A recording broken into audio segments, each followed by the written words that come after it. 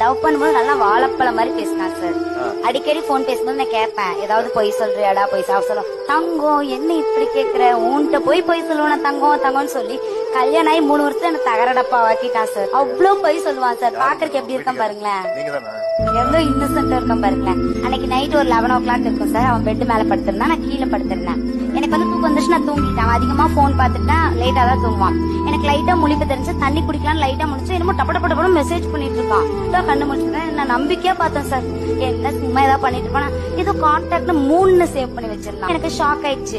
என்னோட message speeds நல்லா பாக்கலாமே மெசேஜ்னு பார்த்தா அந்த பக்கத்துல இருந்து வருது சார். என் ஸ்கின் வர டேன் ஆயிட்டே இருக்கேன். இவரு ஃபீல் பண்ணாத, நான் ஒரு டைம் சஜஸ்ட் பண்றேனா, 1 வாரமா 10 ரூபாய் ஃபேர் அண்ட் லவ்லி எனக்கு வாங்கி தரல, அங்க ஸ்கிரீன் சஜஸ்ட் பண்றேன். திடீர்னு ஞாபகம் வந்துச்சு சார். அவரோட எக்ஸ் பேரு மதி. எப்படி பாருங்க 3 சேவ் பண்ணிருக்கான் மதிய. அவர் தூங்கிட்டு இருக்க கீழே ஏர் கூலர் ஓடிட்டு இருந்துச்சு சார். எப்படி தூங்கிட்டு தான் இருப்பான்னு ஒரு